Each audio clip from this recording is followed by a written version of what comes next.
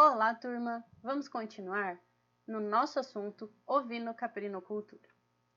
Na aula de hoje, vamos conversar sobre pastagens para ovinos e caprinos. A ovino-caprinocultura é muito importante para o Brasil, pois muitos pequenos produtores dependem desse tipo de atividade. E as pastagens são a principal fonte de nutrientes para esse tipo de animal. Como objetivos da nossa aula, nós vamos relembrar as definições importantes sobre a pastagem, como, por exemplo, pastejo, relvado, dossel, dentre outros. Vamos conhecer e aprender a realizar a escolha das espécies forrageiras. Qual é a espécie forrageira ideal para os caprinos e ovinos? Vamos saber a realizar a formação e manejo das pastagens. Vamos conhecer os hábitos de pastejo de ovinos e caprinos, que são muito importantes no reestabelecimento da pastagem e no manejo dessa pastagem. Vamos relembrar os tipos de pastejo, como pastejo contínuo e rotacionado. Vamos saber a realizar o manejo adequado das pastagens para ovinos e caprinos. Vamos lá? Primeiro, vamos começar com as definições. Então, vamos relembrar aí o que é uma pastagem, um piquete, um pasto e um pastejo. O que é uma pastagem? A pastagem é o local com vegetação própria para o gado pastar, ovinos e caprinos. Unidade de manejo de pastejo fechado e separado de outras áreas por cerca ou barreiras. Contém bebedouros e coxo para sal. Tá? Já os piquetes são a área de pastejo correspondente a uma subdivisão. Então, os piquetes é uma subdivisão da pastagem, fechada e separada de outras áreas. Esses piquetes também precisam conter bebedouro e coxo para sal, porque os animais precisam desse suporte. O que é o pasto? O pasto é a vegetação utilizada para a alimentação do gado e, por extensão, o terreno onde o gado é deixado para se alimentar. Então, é onde os caprinos e ovinos são deixados para se alimentar. E o pastejo, por fim, é o ato de desfolhar a planta enraizada no campo, realizada pelos herbívoros. Para o animal, envolve a busca, a apreensão e a ingestão. Tá? Então, esses três hábitos de busca, apreensão e ingestão fazem parte dos hábitos de pastejo. E nós vamos ver na aula de hoje que existem diferenças entre o hábito de pastejo de ovinos e caprinos. Ainda temos algumas definições importantes. O que é relvado, por exemplo? Relvado é a comunidade de plantas em determinada pastagem. Dossel do relvado é a parte aérea, então a parte que nós conseguimos ver.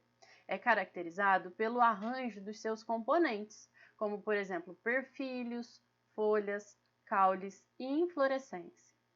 A eficiência de pastejo é o percentual de forragem consumida no intervalo de tempo do pastejo, relativo ao acúmulo de forragem. E a pressão de pastejo é a relação entre o peso vivo animal, em quilogramas, e a quantidade de forragem disponível. Tá? Então, nós precisamos conhecer aí o peso vivo dos animais e a quantidade de forragem que está disponível. Isso faz parte do manejo das pastagens.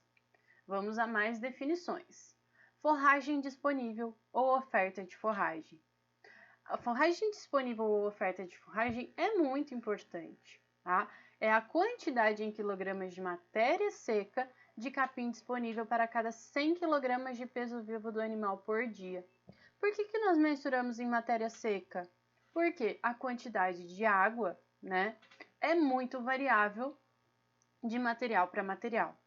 A matéria seca normalmente é determinada pela pré-secagem do capim a temperatura de 55 a 65 graus centígrados por 72 horas. Tá? Nós temos vários tipos aí de medir a matéria seca e nós vamos ver duas delas na nossa aula de hoje. Taxa de lotação é o número de animais ou unidade animal pastejando em uma unidade por área. Hectare. Uma unidade animal é igual a 450 kg de peso vivo.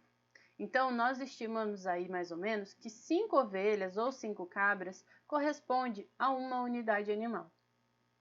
A capacidade de suporte é a taxa de lotação em uma pressão de pastejo ótima, durante um período de tempo definido no qual se observa o máximo de produção animal por área, sem causar degradação de pastagem.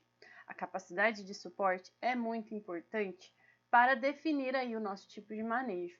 Nós vamos ver aí o que significa capacidade de pastejo e o que significa subpastejo e superpastejo. Vamos ver aí algumas métricas importantes em relação às pastagens. Um acre é igual a 4.046,86 metros quadrados. Um hectare é igual a 10.000 metros quadrados. Um alqueire paulista, o alqueire menor, é 2,42 hectares ou 24.200 metros quadrados. Já um alqueire mineiro, ou alqueire geométrico, tem 44,86 hectares ou 48.400 metros quadrados. Vamos lá, vamos às definições importantes em relação ao pastejo. Nós temos o subpastejo, o pastejo ótimo e o superpastejo.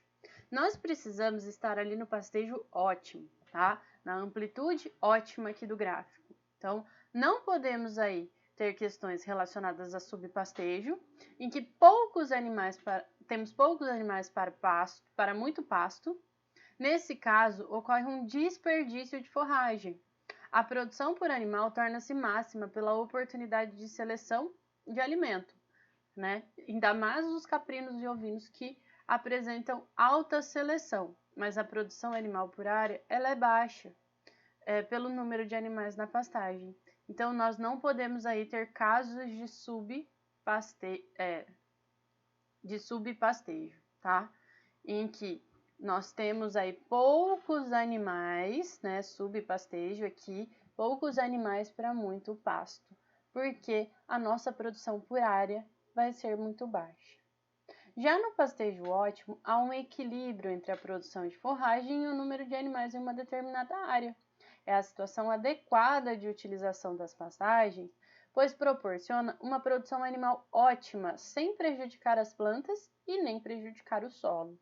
Tá? Então, nós precisamos aqui ter esse equilíbrio. Já o superpastejo é quando há excesso de animais na pastagem. A produção ela é irregular e vai comprometer a produção animal e desgastar a pastagem. Nós vamos ter um grande problema aqui na pastagem, porque nós vamos ter que reformar esse pasto rápido, tá? Reformar e gastar aqui com esse pasto, tá? Então, não podemos estar em questões de superpastejo e nem de subpastejo. Óbvio que o ganho animal ele vai aumentando conforme a maior quantidade aí de forrageira disponível, mas o ideal é estarmos aqui na amplitude ótima. Então, vamos à questão da produção de ovinos e caprinos em pasto. Quando a gente produz animais a pasto em geral, nós vamos ter recursos, tá? Então, nós vamos ter uma transferência de energia entre níveis e etapas distintos. Então, a planta ali vai precisar de nutrientes do solo e vai precisar de luz solar para se formar, né? Então, nós vamos ter aí a pastagem. A pastagem vai ser fornecida para os animais vão consumir essa pastagem e transformar aí todo esse nutriente, essa energia, em produtos, como carne, leite, lã, pele, dentre outros. Tá? Então, esse processo faz parte de toda a produção de ovinos e caprinos a pasto. Então, nós temos que verificar as nossas condições climáticas, nós precisamos verificar as condições do solo, nós precisamos verificar aí as condições da forrageira que está sendo disponibilizada, nós precisamos identificar aí a categoria animal, as exigências desse animal, para que a gente tenha aí uma produção adequada, tá? E é muito importante a gente entender como se dá esse processo e como ele se organiza. É importante para que as práticas de manejo possam ser idealizadas, planejadas e implementadas. Então, todo esse processo aqui é muito importante no nosso sistema produtivo. Então, nesse contexto, nós vamos ter recursos como solo, clima, as plantas, que vão produzir aí as nossas forragens, tá? A forragem, ela vai ser consumida e nós vamos ter aí o produto animal, tá? Então, nós temos que entender aí, que vocês viram muito bem lá em forragicultura, o crescimento, como se dá o crescimento da forragem, a utilização da forragem e a conversão da forragem no animal em produto, tá? Em músculo, em lã, em leite, e aí nós temos aí a nossa produção por área.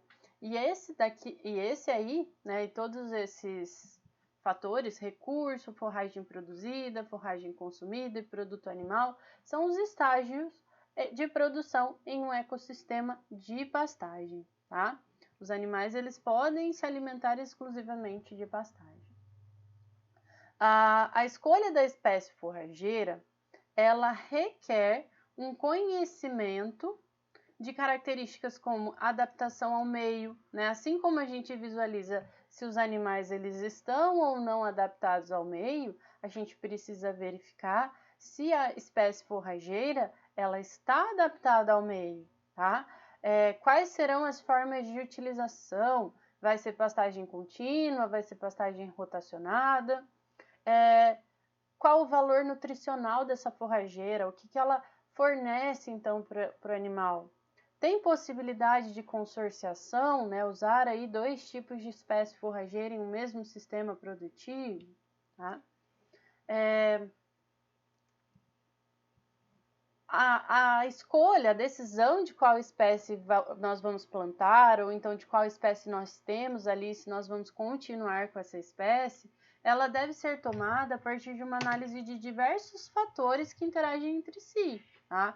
Por exemplo, como o tempo útil da pastagem, quanto tempo essa pastagem ela é utilizada aí pelos animais, condições particulares de clima e solo, a produção dessa forrageira, o valor nutritivo dessas plantas forrageiras, as exigências nutricionais dos animais, a época e a forma de utilização dos recursos forrageiros e também algo muito importante que é o custo de produção, tá? Quanto que eu tenho ali para eu produzir determinado animal, para produzir carne, leite ou outro produto em relação a esse animal, tá? Então, é uma importante decisão que deve ser tomada levando esses diversos critérios e esses diversos fatores. Então, não é algo simples, tá? Simplesmente vou colocar os animais a pasto. Não, é preciso levar em consideração os diversos fatores relacionados à pastagem. Então, aqui a gente tem a representação de um ecossistema pastoril, tá? Nós vamos ter aí os fatores climáticos influenciando não só na forrageira, mas também no animal, tá? Então, os fatores climáticos influenciam como umidade, temperatura, vão influenciar aí na formação da pastagem e no animal, tá? A pastagem, ela vai ter massa, lâmina foliar, composição química, estrutura do dossel, aceitabilidade, e tudo isso é influenciado pela altura de pastejo, tá?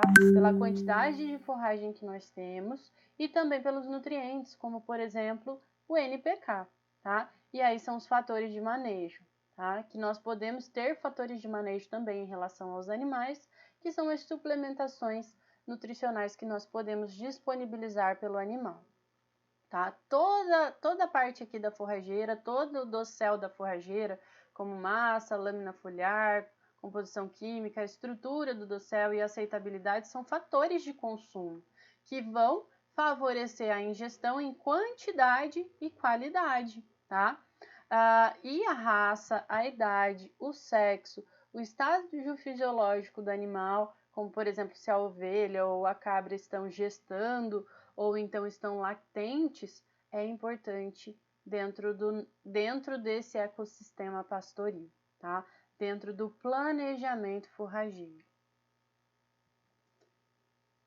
Então, pessoal, aqui a gente tem o nosso manejo de pastagem, né? Como eu falei para vocês, o clima ele é muito importante. Nós temos as questões de macroclima e microclima, tá? O macroclima está relacionado à planta, o microclima está relacionado ao solo, tá? A planta, ela está diretamente relacionada ao animal, tá? A morfologia, a fisiologia e a competição, tá? Então, nós temos aqui as questões de manejo relacionado a isso, tá? O solo, nós temos as características desse solo também que vai determinar aí os manejos, que é a condução do rebanho para a produção do rebanho, tá? Se nós vamos fazer adubação, conservação, irrigação, tá? E aqui a gente tem a escolha e a formação da utilização e a conservação, tá? Então, o animal, ele tem hábitos e exigências de produtividade, tá? E esses hábitos, eles levam em consideração, até a gente vai ver que existe diferença entre hábitos de ovinos e caprinos, então tudo isso, clima, planta, animal, manejo, solo, está interligado. E nós precisamos conhecer cada um desses fatores muito bem para a gente fazer aqui um manejo adequado, né? Então, tudo decai aqui sobre o manejo adequado para que a gente tenha aí uma conservação, para que a gente tenha uma boa produtividade desses animais, tá?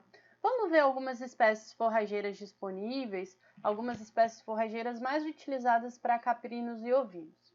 Vamos começar aí com as leguminosas, tá? Dentre as espécies utilizadas, nós temos o trevo branco, o trevo vermelho, o trevo vesiculoso, o cornichão e o amendoim forrageiro, tá? Aqui é quando a gente vai fazer, então, a implementação de um novo tipo de forrageira no nosso sistema produtivo. O trevo branco, ele nós vamos precisar de 2 a 3 kg de semente, tá? Precisa de alta exigência e fertilidade do solo. Então, se eu não tenho um solo aí que não é muito adequado, não vai ser possível utilizar o trevo branco, assim como o trevo vermelho, né? A diferença entre o trevo branco e o trevo vermelho e o trevo vesiculoso aqui, que o trevo vermelho e o trevo vesiculoso nós vamos utilizar de 6 a 8 kg de semente, tá? O cornichão também vai ser de 6 a 8 kg de semente. O amendoim forrageiro vamos precisar de um pouquinho mais, de 8 a 10 kg, e nós podemos fazer aqui a forma de propagação desse amendoim forrageiro por meio de muda, né? Nós vamos precisar aí de uma maior quantidade de mão de obra, né, por muda, né, por semente, aí a gente tem uma facilidade que nós podemos utilizar maquinários, tá? Então, o trevo branco e o trevo vermelho, eles precisam de alta fertilidade do solo, tá? Em geral, as leguminosas, elas precisam de alta exigência em fertilidade, tá? Porém, o trevo vesiculoso, o cornichão e o amendoim forrageiro, eles podem ser aí plantados em solos com fertilidade média, tá? O amendoim pode ser plantado por muda ou semente, os demais vamos utilizar as sementes. A época de plantio dos trevos e do cornichão é em outubro, já do amendoim forrageira na primavera, tá? E o período de maior utilização, né, dos trevos e do cornichão é no inverno e na primavera. Já o amendoim forrageiro a gente utiliza na primavera, verão e outono, tá? Então, nós temos aqui qualidades altas de trevos e cornichão, tá? E qualidade alta e média do amendoim forrageiro, tá? Vamos ver aí outras espécies. Vamos nas gramíneas perenes, tá? Muito utilizadas aí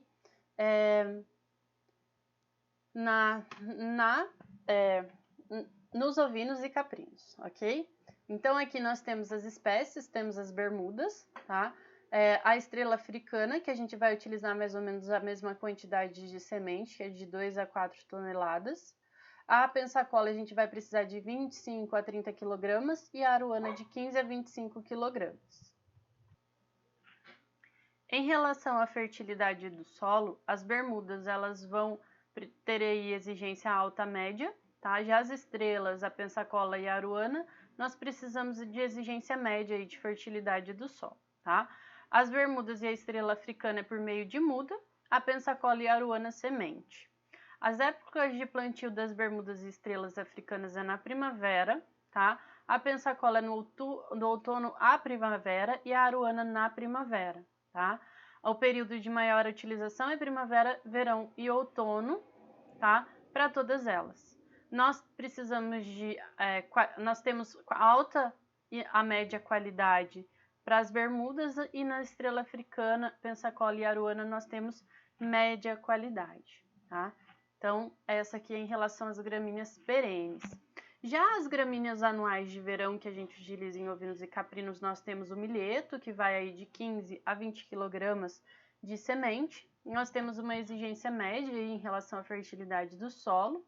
A forma de propagação é por meio de semente, a época de plantio é na primavera e o período de maior utilização é no verão. E nós temos aí uma quantidade alta e média. Já as gramíneas anuais de inverno, que são muito adequadas aí para os ovinos, nós temos o azevém, a aveia e a aveia preta, tá? O azevém vai precisar de 25 a 35 kg de semente por hectare, a aveia de 80 a 100 kg e a aveia preta de 60 a 80 kg. Tanto a aveia como a azevém e a aveia preta vão precisar de exigência de fertilidade do solo de alta a média, tá? A forma de propagação das três é por meio de semente e a época de plantio é em outubro, tá? A período de maior utilização do azevém é no inverno e na primavera, e na aveia preta é no outono e no inverno. E a qualidade dessas forrageiras são altas, tá? A formação e a manutenção de pastagem. É importante, tá, pessoal? É importante dar muita atenção que para a formação e para a manutenção de áreas de pastagem, a gente precisa realizar análise de solo conforme a orientação técnica, tá? Então, nós precisamos verificar aí como está a análise do solo e verificar aí se nós precisamos colocar aí algum nutriente nesse solo para que a gente tenha um bom desenvolvimento dessa forrageira, tá? E verificar o que a gente tem em excesso e o que a gente não tem, né? Nesse solo inicial aí para fazer a formação e a manutenção dessas pastagens, tá? Por isso que é importante a gente saber, entender uma análise de solo, compreender para fazer aí as instruções adequadas para o produtor. E se não conseguirmos fazer isso, precisamos aí ter um parceiro para realizar, então, a formação e o manejo dessas pastagens, ok? Então, vamos ao hábito de pastejo, tá? Essa parte é bem interessante porque o hábito de pastejo dos ovinos é um pouco diferente do hábito de pastejo dos caprinos e muito diferente do hábito de pastejo dos bovinos, tá? Então, a forma de manejar as pastagens nos ovinos, nos caprinos e nos bovinos é diferente, tá? E nós precisamos levar isso em consideração. Os ovinos, eles têm capacidade de pastejar próximo ao solo. Então, eles têm alta capacidade de pastejar próximo ao solo e maior capacidade de apreensão comparado aos bovinos, tá? Então, eles conseguem aí consumir essa parte mais baixa, mais próximo do solo. Preferem as partes inferiores das plantas, como as folhas novas e brotos, porque essas folhas novas e brotos têm melhor qualidade nutricional, então a gente pode dizer que são animais que selecionam mais a pastagem, tá? E, portanto, consomem aí o que está nascendo, tá? E eles deixam aí o material senescente, o material velho, tá? O horário de pastejo é influenciado pela temperatura, pela umidade do ambiente, a qualidade e da disponibilidade da forrageira, tá? E o tempo de pastejo desses animais vai de 8 a 13 horas por dia, tá? O período mais importante do pastejo para os ovinos normalmente é de 4 horas antes do pôr do sol, tá? Quando os animais eles são recolhidos à noite, né, que pode acontecer porque nós podemos ter problemas aí com predadores, entre outros, a gente precisa respeitar esse horário preferencial de pastejo, tá? Então, 4 horas antes do pôr do sol, então não talvez 4 horas, mas deve aí ser liberado aí esses animais para pastejo nesses horários preferenciais, para que ele consuma aí os nutrientes adequados, né, e da forma como ele costuma consumir. Já os caprinos, eles têm a capacidade de andar muito em busca de alimentos, eles são muito mais seletivos ao pastejo que os ovinos e bovinos, tá? Diferente aí dos ovinos, eles utilizam como alimento qualquer porção das plantas forrageiras, então eles não preferem somente as folhas jovens, tá? Pode ser folhas, pode ser brotos, podem ser ramos de espécies variadas e portes variados, tá?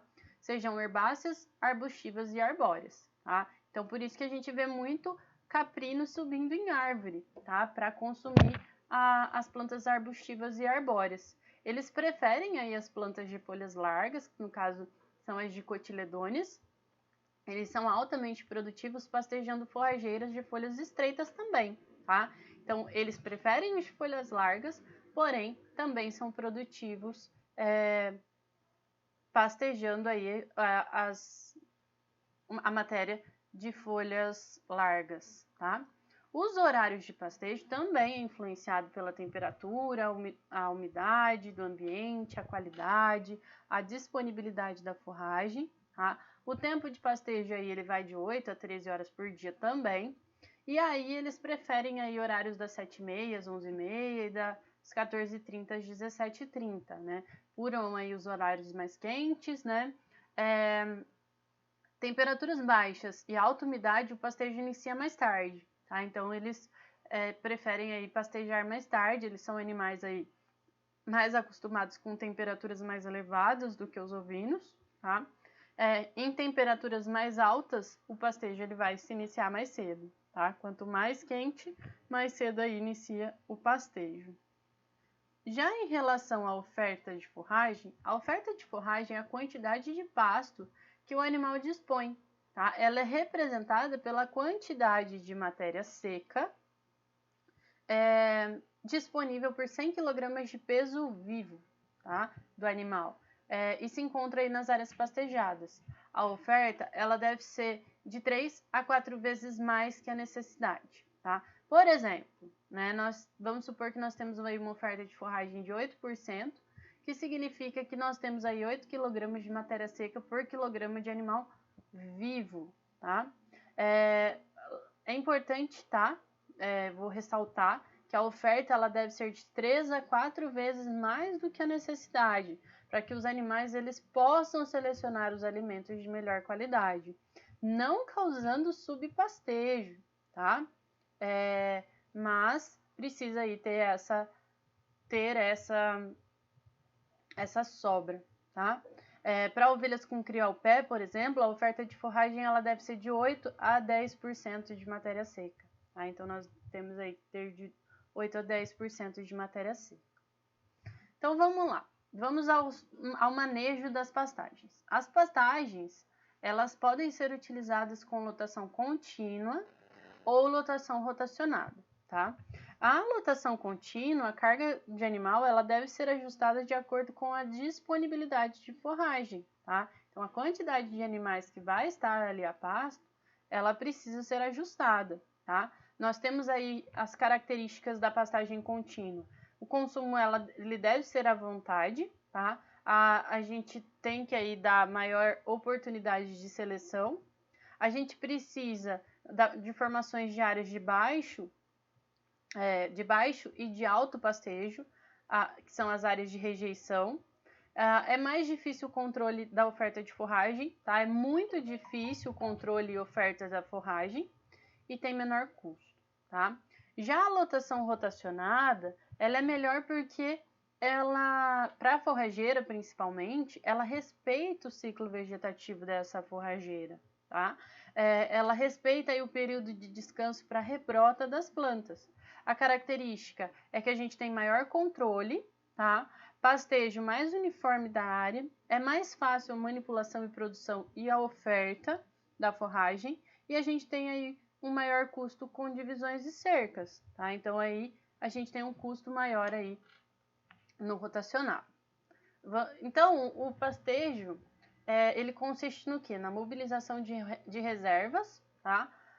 Da planta. A gente vai ter a formação de uma nova área foliar, tá? A gente vai ter aí a morte das raízes, o crescimento da parte aérea das raízes e a recomposição das reservas de base dos colmos e raízes, tá? Então, o pastejo vai fazer com que a gente retire aqui parte da planta, né? Parte do dossel, e aí a planta vai ter que mobilizar novas reservas para que ela se desenvolva novamente, tá? Vai ter aí a morte, porém vai ter o crescimento das partes aéreas das raízes e a gente vai ter a recomposição. Quando a gente tem aí o pastejo rotacionado, a gente vai dar tempo para que essa planta se recomponha, tá? Recomponha aí as suas reservas e produza bem, tá? Então vamos lá ver os exemplos. O pastejo contínuo, ele consiste em manter os animais em um mesmo pasto durante um longo período de tempo, muitos meses, tá? Então a gente deixa os animais por muitos meses ali na pastagem, e aí depois que a gente tirar esses animais, provavelmente a gente vai ter que observar como está esse pasto, tá? A lotação ela é variável durante o ano em função da disponibilidade de oferta de forragem e massa, tá? Já o pastejo contínuo ele leva a uma degradação mais rápida da pastagem. Nós vamos ter áreas aí de superpastejo, em que as plantas elas vão estar enfraquecidas, tá? Por causa da seleção que esses animais fazem. E vai favorecer o aparecimento de invasoras, tá? E vamos ter algumas áreas de subpastejo, tá? Em que os animais eles não vão querer pastejar. As plantas forrageiras elas crescem livremente, amadurecem, secam e perdem qualidade, tá? E aí os animais eles realmente não vão querer consumir essas plantas secas e sem qualidade. E como já foi dito, os ovinos e caprinos eles são altamente seletivos, tá? Então eles vão selecionar muito aí as plantas e vão deixar áreas que são subpastejadas e áreas que são muito pastejadas porque eles têm preferência de pastejar naquele determinado local, tá? Os pastejos em faixas é um tipo de pastejo rotacionado. A gente faz aí a limitação de um acesso a determinada área ainda não pastejada dentro de um mesmo pasto. Normalmente a gente usa cercas eletrificadas, objetivos que os animais não retornem à área pastejada. Então aqui normalmente a gente utiliza cercas móveis, e aí a gente vai fazendo o deslocamento dos animais em faixas, tá? Então eles pastejam a primeira faixa, depois eles pastejam na segunda, na terceira e na quarta faixa. Isso é subdividido aí por cercas móveis. É muito utilizada em propriedades que exploram o sistema ILP, tá? Que é a integração lavoura-pecuária, tá? Pouco utilizado aí em ovinos e caprinos, mas pode ser utilizada. Então a gente tem áreas que são pastejadas em forragens de inverno, áreas de produção de grão, soja, milho, sorgo, entre outros, tá? Nós temos aí o creep grazing, que a gente até falou já lá na aula passada. Tem primeiros desafios do pastejo em faixa, que a gente tem aqui o reposicionamento dos coxos e suplementação, tá? Então a gente precisa reposicionar isso e a gente precisa dar acesso aos bebedouros, tá? Que os animais tenham acesso aos bebedouros. O creep grazing, agora sim, é a suplementação volumosa para cordeiros ou cabritos, tá? Então a gente vai dar acesso exclusivo para essa categoria. Então uma partezinha aqui da pastagem é somente dos cordeiros e cabritos. São áreas adjacentes com forragem de melhor valor nutritivo, como alfafa, aveia, entre outros, tá?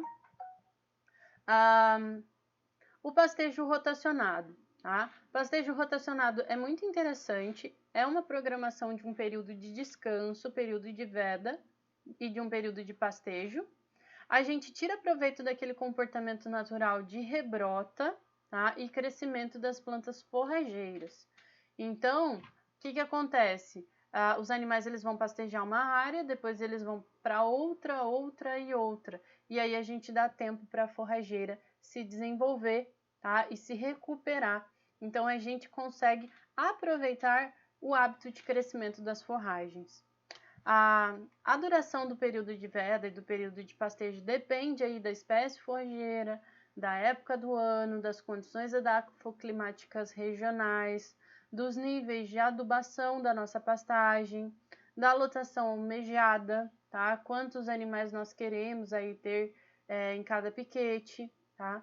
E a gente vai adotar alguns procedimentos, tá? Quando a gente tem aí esse pastejo rotacionado semi-intensivo, tá? Com maior controle. A gente realiza adubações corretivas para a correção da acidez, do fósforo e potássio. A gente faz a programação de um período de descanso periódico para cada pasto, a gente permite a recomposição da parte aérea das plantas, a gente faz o sistema radicular e as reservas das plantas forrageiras e também realiza adubação de reposição de mais ou menos de 3 a 4 anos. Tá?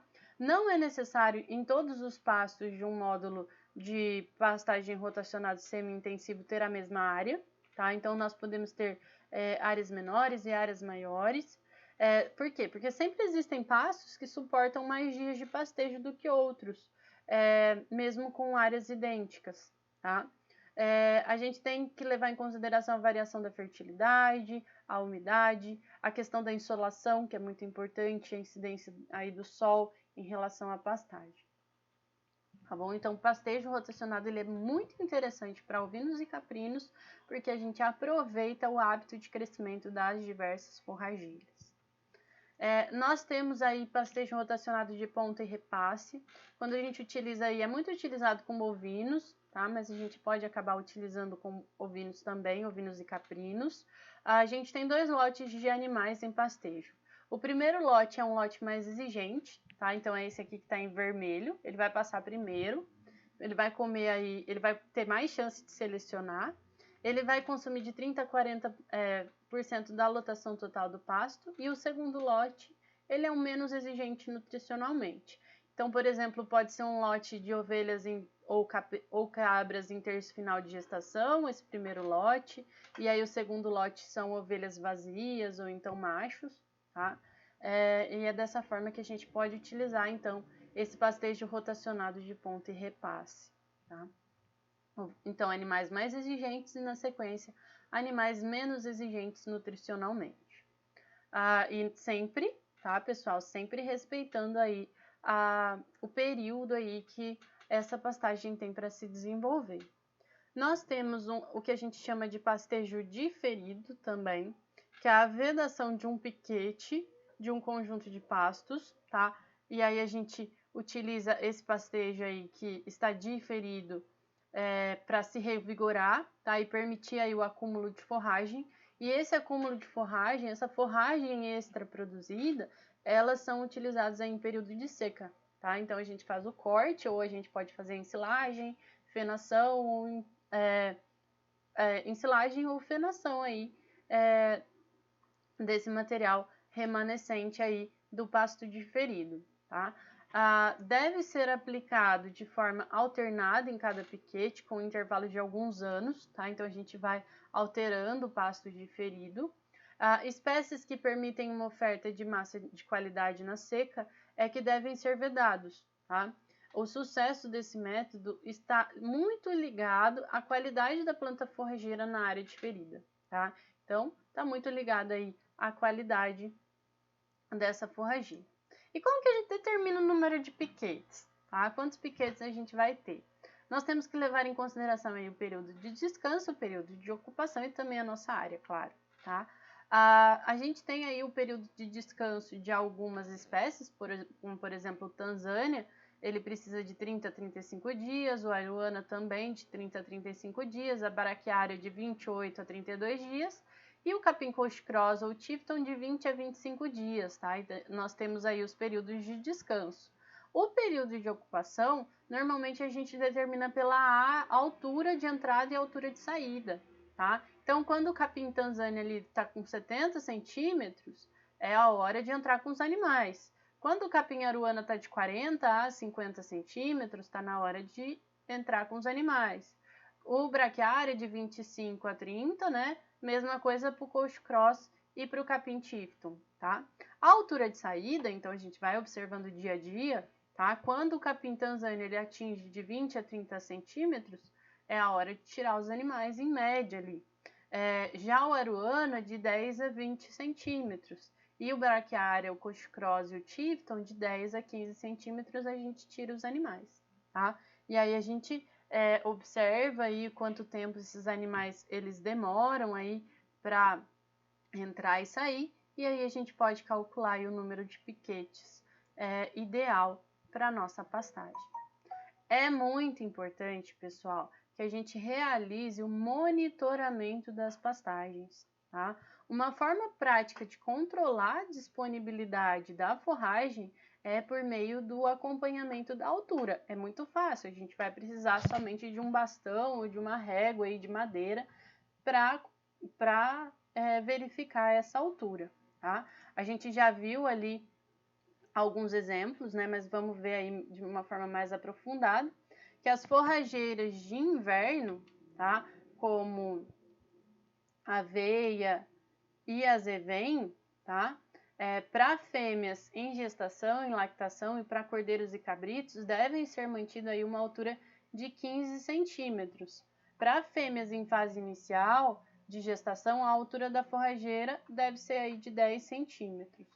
Já para forrageiras de verão prostrado, fêmeas em gestação, em lactação e para cordeiros e cabritos, a gente deve ser mantido com uma altura aí de 20 centímetros. E para as fêmeas em fase inicial de gestação, a altura da forrageira deve ser de 10 centímetros, tá? Porque na fase inicial de gestação, aí elas não precisam aí de uma exigência muito grande. Tá? E esse monitoramento, como ele é feito? Como que a gente avalia aí a quantidade das pastagens? É importante, então, avaliar a quantidade da forrageira disponível para controlar aí a carga animal, a quantidade de animais que vão estar em cada piquete. A avaliação ela pode ser feita de duas formas, tá? Ou então a gente pode atrelar as duas formas.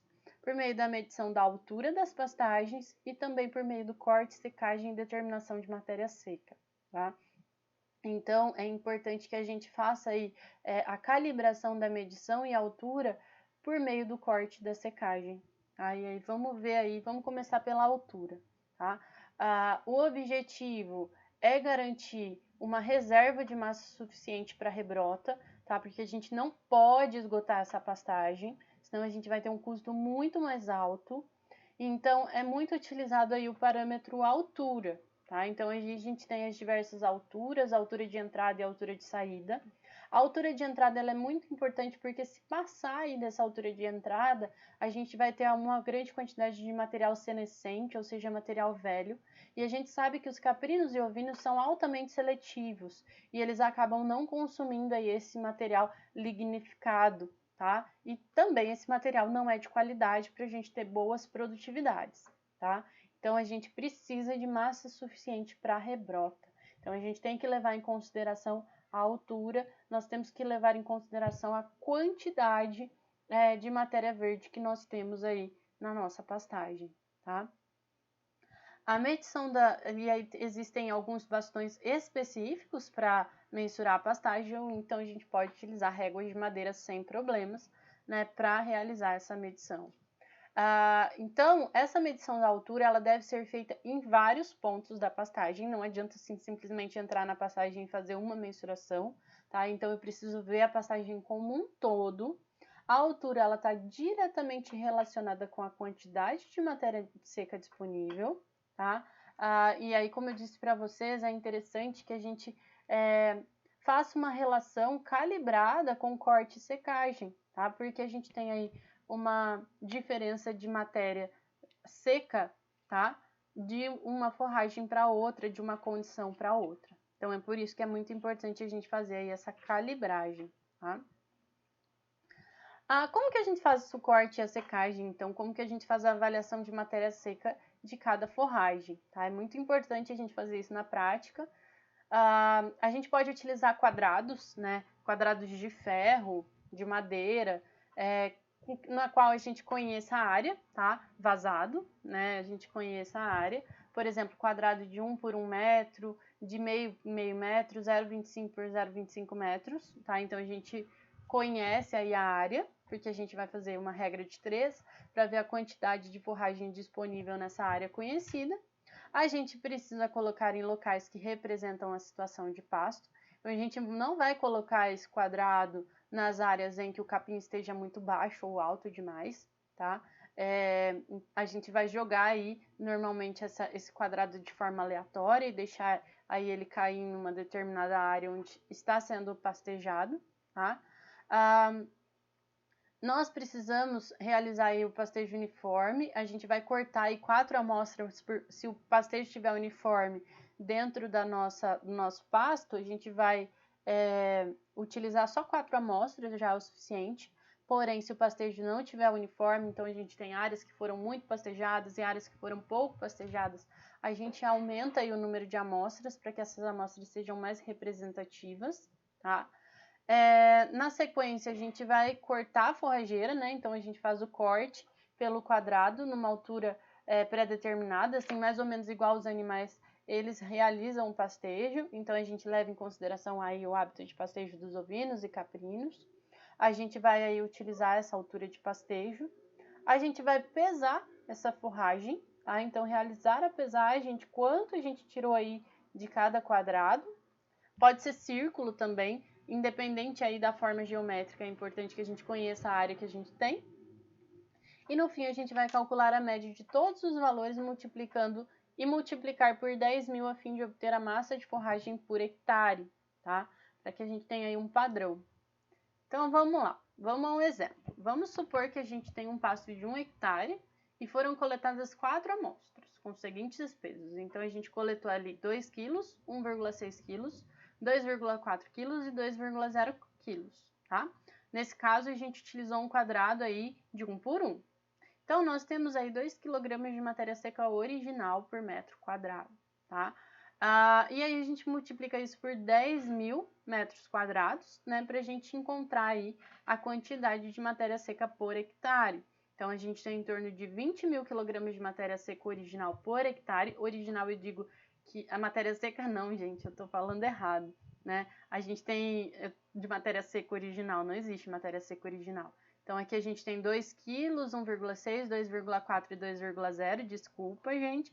Aqui a gente tem 2 kg de matéria original, ou seja, de matéria que a gente retirou ali da pastagem, não de matéria seca. Matéria seca a gente vai calcular depois, tá? Então, 2 kg de matéria original por metro quadrado, tá?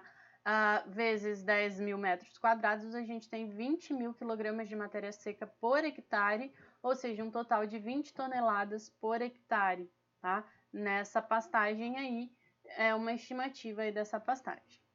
E aí, vamos na sequência, tá? O que acontece? A porcentagem de água na forragem ela é muito variável, então cada forrageira e cada condição vai ter aí uma quantidade de matéria seca, né? Ali a gente estava falando em matéria original, né? Foi até bom eu ter errado, né? Para a gente ter atenção aí sobre essas métricas, né? Então ali a gente estava falando em relação à matéria original, então essa matéria original a gente pode chamar de matéria verde, tá? E aí, só que o que para nós é importante é a matéria seca, porque a água ela é muito variável. O que a gente faz para determinar a matéria seca? Primeira coisa que a gente faz é misturar bem as amostras, né? Então, por exemplo, lá a gente pegou 4 amostras, né, de 4 locais diferentes, então a gente vai misturar bem essas amostras. Pode ser necessário picar aí o capim, tá? Dependendo do tamanho. E aí a gente vai retirar uma amostra pequena, tá? Então a gente retira uma subamostra, tá? E aí a gente vai pesar essa subamostra, né? Então a gente pega aí uma amostra pequena e aí a gente pode colocar essa subamostra para secar numa estufa, se a gente tiver uma estufa disponível, ou em forno de micro-ondas, tá? Até que o seu peso ele fique constante. Então a gente pesa esse material verde e depois pesa esse material após a secagem. Como que a gente faz essa secagem aí? A secagem em estufa, ela deve ser feita a 65 graus Celsius e ela demora em média 72 horas, tá? Já a secagem em micro-ondas, ela deve ser utilizada uma amostra de 80, 100 gramas, tá? De forragem picada, então daquela amostra que a gente tirou, e a gente vai adotar as seguintes escalas de aquecimento. Então, a gente vai pôr lá no micro-ondas... Ai, não passei o slide. A gente vai pôr no micro-ondas ali por 3 a 20 minutos de potência máxima, tá? A gente coloca aí por 10 minutos a 100% de potência máxima. E depois a gente coloca 5 minutos com 50% da potência máxima. É importante que a gente coloque um recipiente com água dentro do micro-ondas para que essa forragem não queime, tá? E para ter certeza de que o peso ficou constante, a gente tem que retirar a bandeja, lógico que não junto com a planta, tá? Separado aí da planta, a gente tem que retirar a bandeja do forno, pesar e aquecer novamente por 1 minuto na potência máxima e voltar a pesar. Aí a gente vai repetindo essa sequência até a gente obter pesos iguais, pesos uniformes, tá? E aí vamos ver como que a gente faz esse cálculo, tá? Então a gente vai calcular o teor de matéria seca por meio da regra de 3, tá? Se foi retirada uma subamostra de forragem, por exemplo, de 80 gramas, e se após a secagem ficou 16 gramas, como que a gente faz essa regra de 3? 80 gramas de matéria original representa 16 gramas de matéria seca, tá? 100 gramas de matéria original é x gramas de matéria seca. Então, nosso x, aqui nesse caso, é igual a 20% de matéria seca, tá? Porque é por 100 gramas, tá? Então, nós temos aqui 20% de matéria seca. Tendo aí esse teor de matéria seca, a gente pode calcular a massa de forragem em matéria seca também por regra de 3, tá? Que a gente faz? A gente considera a massa de forragem em 20 mil kg de matéria seca original por hectare, com 20% de matéria seca, tá? Então, 100 kg de matéria original, 20 kg de matéria seca. 20 mil kg, né? Nós temos aqui x quilogramas de matéria seca. Então, a gente tem aqui, nesse caso, 4.000 kg de matéria seca por hectare, tá? Porque a gente multiplicou ali por 10 mil. Então, a gente consegue aí calcular a matéria seca. E por que a gente utiliza a matéria seca e não o valor de matéria verde? Porque a matéria seca, ela é uniforme, tá? Agora, a forragem verde, ela vai ter aí valores variáveis de água, tá? Então, por isso que a gente utiliza aí essa questão aí para fazer o manejo aí do nosso solo, da nossa forragem, tá?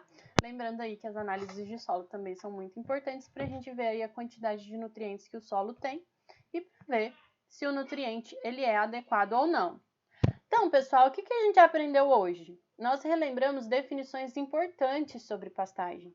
Conhecemos e aprendemos a realizar a escolha das espécies forrageiras, tá? Aprendemos a realizar a formação e manejo das pastagens e conhecemos os hábitos de pastejo de ovinos e caprinos. Relembramos o tipo de pastagem e aprendemos a realizar o manejo adequado das pastagens, tá? Lembrando que as pastagens elas são muito importantes para ovinos e caprinos, tá? Porque as pastagens são alimentos disponíveis e alimentos que não são tão caros aí no nosso sistema produtivo. Então, é muito importante aí a gente aprender esse tipo de manejo, tá? Então, tanto o manejo das pastagens como o manejo dos animais em geral.